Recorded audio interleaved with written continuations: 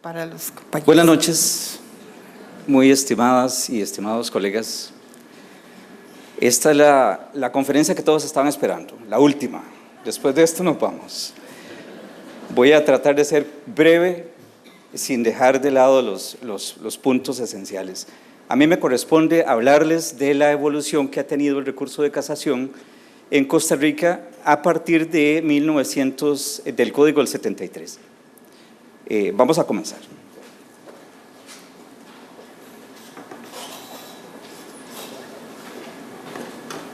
En primer término, el marco jurídico en el que está circunscrito el derecho al recurso.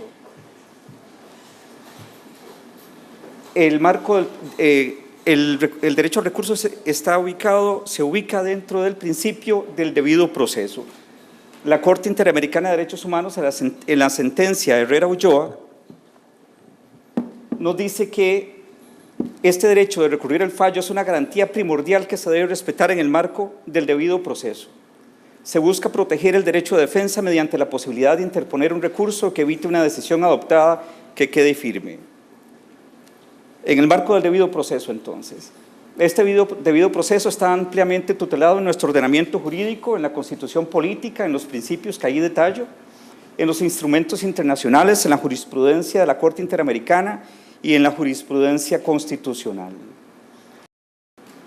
En Costa Rica el desarrollo de este principio ha estado, como todos lo sabemos, en las manos de la Sala Constitucional, de la Sala de Casación, los antiguos tribunales de casación penal y los actuales tribunales de apelación de sentencia. Por supuesto que estos tres últimos en ejercicio de su competencia como órganos de alzada. En los antecedentes históricos, ya doña Doris nos presentó este dato. Miren, esta exposición no es para hacer historia, es para ver qué provocó un cambio a otro, qué significación tiene ese cambio y qué importancia práctica nos puede deparar a nosotros conocer ese dato. Vamos a arrancar con el Código del 73, no me voy a detener en esta filmina.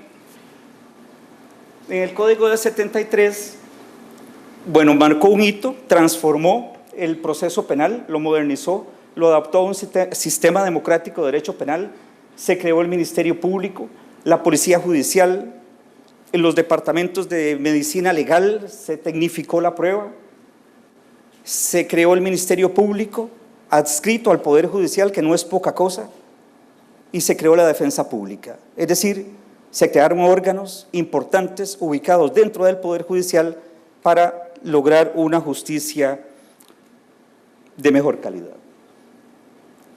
Aquel recurso de casación permitía el control de la legalidad sustantiva y procesal de la sentencia, del juicio oral. Voy a acomodarme un poquito, perdón.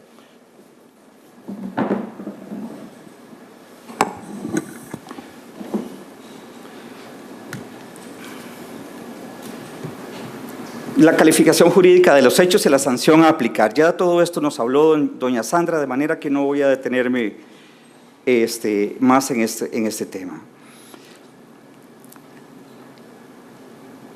Sin embargo, a pesar de todos los logros que este Código del 73 implicó y que ahora nos pueden parecer que son de todos los días, sí marcó un antes y un después. Y sin embargo, llegó el momento en que se consideró que esto ya no era suficiente. Hoy podemos señalar lo siguiente: el recurso tenía serias limitaciones, viéndolo en retrospectiva con respecto a los parámetros de la Convención Americana de Derechos Humanos. Solo se podía recurrir a sentencia condenatoria cuya pena se ajustara a determinados montos, mayor a los 6 meses de prisión en asuntos menores y mayor a 2 años de prisión en asuntos de mayor penalidad. Para 1969, aprobada en el 70 mediante Ley de la República, nace la Convención Americana de Derechos Humanos. Pero la aplicación de la Convención en relación con el derecho a recurrir la sentencia penal tuvo también sus dificultades. El artículo 2H señala: toda persona inculpada de delito tiene derecho a que se presuma su inocencia, mientras no se establezca legalmente su culpabilidad. Durante el proceso, toda persona tiene derecho en plena igualdad a las siguientes garantías mínimas. H, derecho de recurrir el fallo ante juez o tribunal superior. Sin embargo, a pesar de lo claro que está, para nosotros hoy, en aquel momento, una parte de la doctrina nacional considera que la Convención tenía fuerza superior a la ley, que era una normativa posterior al Código de Procedimientos Penales y que, por tanto, aquella limitación de la interpretación del recurso por el monto de la pena quedaba derogada y podía interponerse el recurso de casación contra cualquier sentencia condenatoria en virtud del 8.2H. Esta tesis implicaba que los tribunales, en cuenta la Sala Tercera, debían aplicar directamente la Convención conforme al principio de que la ley posterior deroga a la ley anterior. Otros sostuvieron que al ser la Convención un tratado superior, las disposiciones del 474, que era el que regulaba el recurso, devenían inconstitucionales. Fíjense ustedes qué alboroto causó este tema. La Sala Tercera declara sin lugar un recurso de casación que le fue presentado y que se ajustaba a los parámetros de la Convención y no a los parámetros del Código Procesal de Procedimientos. No obstante, no existía, dijo la Sala Tercera, que no se ajustaba a lo dispuesto en el Código, pero sí a la Convención. No obstante, no existía autorización para admitirlos, en virtud de lo dispuesto en el artículo 474. Además, que la Convención no tenía un carácter autoejecutivo, sino programático, con lo que se requería de una ley interna que reformara el Código de Procedimientos Penales. Este tema de la autoejecutividad de la Convención Americana es el tema que abordó desde un principio los Estados Unidos de América. Recordarán ustedes que se intentó que todos los estados que lo suscribían de inmediato la incorporaran en sus ordenamientos, como una obligación. Sin embargo, los Estados Unidos, cuando presentan la Convención al Congreso, interpretan que realmente la Convención es programática. Y de alguna manera esa discusión se traslada y la vemos aquí. Ahí les cito unos votos donde se da esta posición de la Sala Tercera. Corte Plena, en aquel momento, conociendo un recurso de inconstitucionalidad contra el artículo 474, que como los más viejos recordaremos, conocía este tipo de recursos, el determinar si la ley cuestionada se enfrenta a la Convención no era un problema de inconstitucional, dijo Corte. Tampoco lo era determinar si las normas quedaron sin efecto con la entrada en vigencia de la Convención. No existía, dijo, inconstitucionalidad, porque el artículo 7 constitucional lo que hace es disponer la jerarquía de las normas. El conflicto entonces sería entre la Convención y el Código. Y por mayoría se dispuso, no pueden plantearse acciones de inconstitucionalidad en contra de disposiciones legales por contravenir tratados internacionales, debiéndose aplicar directamente por el juez la norma del tratado internacional por ser de mayor rango. Ante este panorama, entre abril del 84 y agosto del 89 se presentaron sendas denuncias contra Costa Rica ante la Comisión Interamericana de Derechos Humanos por no garantizar el derecho a recurrir el fallo en los términos de la Convención Americana. Posteriormente se crea la Sala Constitucional, que como todos sabemos tuvo un impacto en lo que hoy podemos decir es nuestro Estado social, democrático y constitucional de derechos. Influyó directamente en los parámetros de interpretación de las leyes por parte de los tribunales de la República, afectó el funcionamiento del régimen de impugnación e impactó el derecho a recurrir ante un juez o tribunal superior en estos términos. Con el fin de garantizar el derecho al debido proceso, dijo, se reconoció la obligación de realizar el control de convencionalidad. Por su parte, se estableció que la Convención Americana era de aplicación directa porque forma parte del bloque constitucional que rige en el ordenamiento jurídico. Declaró inaplicables las limitaciones a recurrir en casación por el monto de la pena impuesta. En cuanto al primer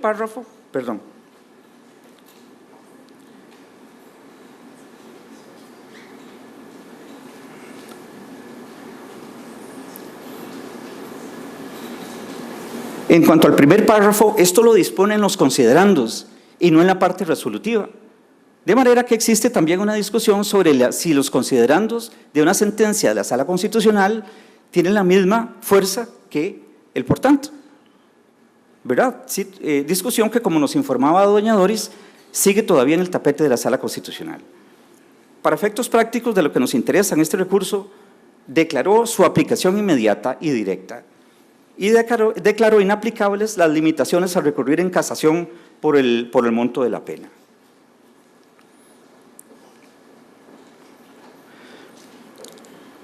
Bueno, estas resoluciones de la Sala provocaron que se plantearan proyectos de reforma legal para conocer en casación todo tipo de asuntos, la creación de un procedimiento de revisión distinto al clásico, con el fin de que se pudieran volver a revisar las condenatorias que ya estaban firmes.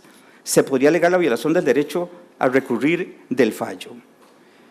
En consecuencia de los fallos de la Sala y de los proyectos presentados, que los tomó en consideración la Comisión Interamericana de Derechos Humanos, resolvió archivar todas las quejas que se habían presentado contra Costa Rica en 1992, entendiendo, según la Comisión, que las garantías procesales que adoptaría el Estado costarricense eran suficientes para garantizar el derecho al recurso conforme a lo dispuesto en el artículo 8.2h, y que, como sabemos los que estuvimos en el proceso contra la Corte y previo en la Comisión, y que por aquí habían algunos defensores que estuvieron en ese proceso, este papel de la Comisión Interamericana ha cambiado en forma radical, ya no hace este tipo de cosas, ¿verdad? Ahora lo lleva a juicio.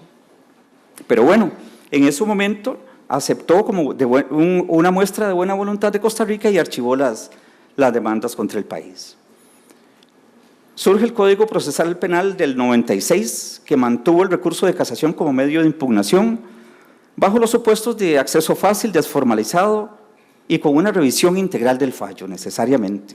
Incorporó los parámetros del Código Procesal Modelo de Iberoamérica, manteniendo el recurso, no creó la apelación por las dificultades de revisar lo ocurrido en el juicio oral, bajo los principios de inmediación y comunidad de la prueba. ¿Cómo puede darse una apelación si no podemos repetir la prueba, verdad? Era el tema en discusión. El Código Procesal restó importancia a la distinción entre el recurso por el fondo y la forma. Motivos de forma ya podían provocar una sentencia absolutoria y no la anulación con reenvío. Se estableció el deber de grabar los debates, que este es un aspecto técnico, pero que es de fundamental importancia para la evolución del recurso, como veremos más tarde. Se podía fundar un recurso en esas grabaciones o por medio de otras pruebas. Posibilitó combatir en alzada lo establecido por el juez en la sentencia. El Tribunal de Casación podía recibir prueba para un motivo de forma. No está aquí en las filminas, pero también se habían creado mediante otras leyes tribunales de casación que veían determinados asuntos y la Sala de Casación que veía otros de ellos. Reguló una audiencia para la corrección de defectos formales, mantuvo los motivos de falta de fundamentación y violación a las reglas de la sana crítica, lo que permitió la discusión de aspectos sobre valoración de la prueba y la determinación de los hechos apreciados y definidos en la sentencia penal. En el procedimiento de revisión se mantuvo la causal de violación al debido proceso y al derecho de defensa. Si el panorama estaba así, se preguntan algunos autores nacionales, porque si les leo, como les estoy leyendo esto, nos parece que era un recurso amplio que permitía realmente la revisión integral del fallo según la normativa. ¿Qué fue lo que pasó? ¿Qué fue lo que encontró Herrera Ulloa, la sentencia de Herrera Ulloa, que no garantizaba realmente la revisión integral del fallo? ¿Cuáles eran esos elementos?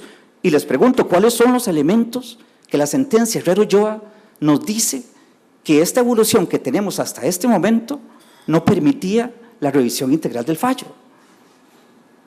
Y este cuestionamiento no me lo hago yo, se lo hacen muchos académicos en nuestro país y los invito a que ustedes se lo hagan por lo que viene.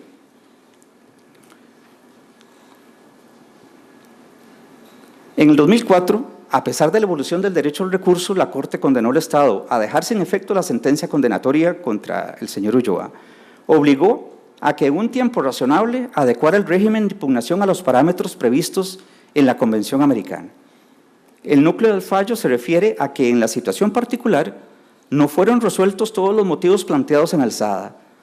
No tuvo la garantía de una revisión por jueces imparciales.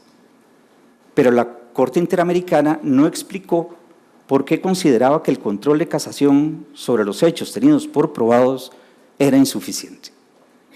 o la discusión sobre la prueba planteada en los agravios conocidos en casación por medio de la falta de fundamentación o violación a las reglas de la sana crítica era insuficiente. Sin embargo, dijo que era insuficiente. Se definieron parámetros en la sentencia Rodríguez, que esto es uno de los elementos más importantes del derecho a la revisión integral del fallo. Por primera vez tenemos parámetros objetivos entonces. Primero, que es una garantía del debido proceso y que en consecuencia debe garantizarse la posibilidad de revisión integral y además por un tribunal distinto y de superior jerarquía. Debe reconocerse antes de que el fallo esté firme, debe reconocerse el derecho antes de que el fallo quede firme, para garantizar el derecho de defensa durante el proceso penal ordinario. Es decir, es un recurso, debe ser un recurso ordinario. El tribunal de alzada debe tener las potestades y garantías suficientes para el conocimiento del derecho al recurso. Es decir, no solo estar en el papel, sino también ser eficaces. Reconoce el margen de apreciación de los estados en la aplicación de la convención, pero lo limita. En este sentido, no puede establecer restricciones que quebranten la esencia del derecho a recurrir. Lo relevante, dice, es que sea un recurso eficaz. Y bueno, como ya teníamos práctica en hacer leyes para mejorar el derecho al recurso, tenemos la Ley de Apertura de la Casación Penal, también de buen suceso, la 8503. Su objetivo, ser un mecanismo eficaz y efectivo para plantear todos los alegatos que no hubieran sido conocidos conforme a un examen integral. Comprendió también la valoración de la prueba, el examen de la determinación de los hechos que forman parte del debido proceso y su tutela es necesaria para la legalidad de la sentencia. Disculpe.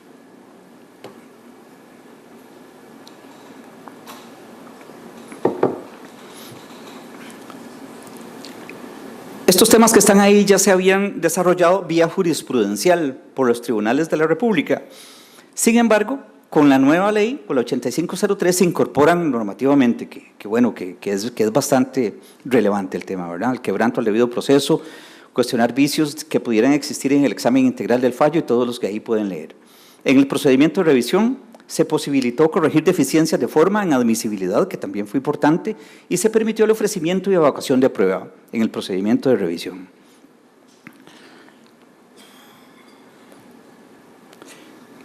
Debo decirles que ese procedimiento de revisión fue tan efectivo y eficaz que conocemos en la sala de casos en que hasta se presentaron 17 procedimientos de revisión en una misma causa.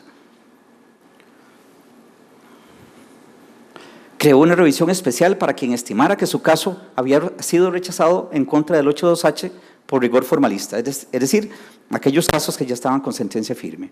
Se podía pedir la revisión después de resuelta la casación o sin ella, es decir, sin que la hubiera presentado y sin límite de veces, lo que lo convirtió en un mecanismo que podríamos llamar ordinario.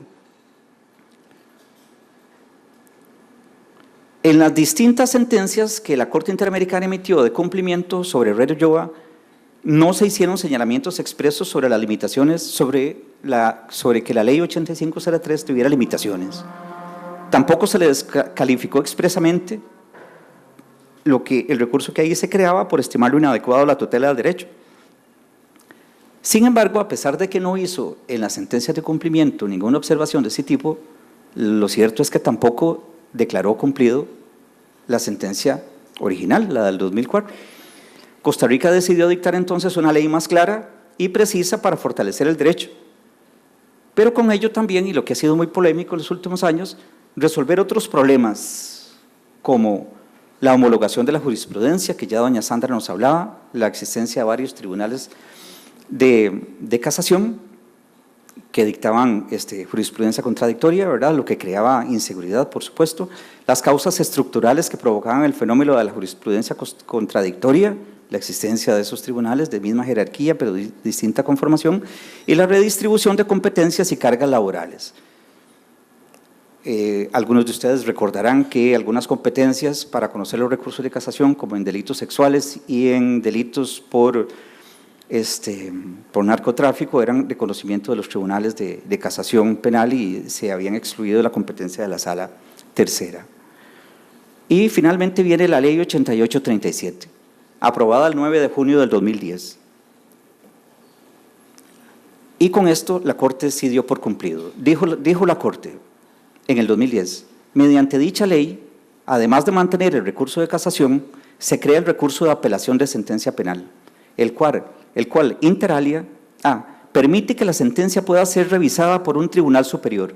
B, consiste en un recurso simple, sin mayores formalidades, que evita requisitos y restricciones que infrinjan la esencia del derecho a recurrir. Y C, posibilita el examen integral de todas las cuestiones debatidas y analizadas por el Tribunal de Juicio. La Corte Interamericana concluye que al garantizar la posibilidad de un amplio control de la sentencia emitida por un tribunal de juicio en materia penal a nivel interno, Costa Rica ha dado pleno cumplimiento al punto resolutivo quinto de la sentencia y con ello concluye el presente caso. El 459 de esta ley 8837 reguló la procedencia del recurso de apelación, como ya doña Sandra nos informó. Debe permitir un examen integral, interviene un órgano superior, de superior jerarquía, ¿verdad? Es el tribunal, distinto al que emitió la sentencia. Se puede alegar contra cualquier aspecto de la sentencia penal. El tribunal de oficio puede declarar defectos absolutos y quebrantos al debido proceso. La parte solo debe alegar su inconformidad con la incorporación y valoración de la prueba, la determinación de los hechos, la fundamentación jurídica y la fundamentación de la pena. Y se regula una amplia posibilidad de recurrir. Los supuestos del recurso son uniformar la jurisprudencia, aquí estamos con el recurso de casación. Mantuvo el recurso de casación, ya no como recurso ordinario. Procede por motivos taxativos, por esa razón es que ya no es ordinario. No es posible llevar a cabo una discusión sobre los hechos probados en casación. En la mayoría de los casos, la base fáctica se consolida con la sentencia de apelación.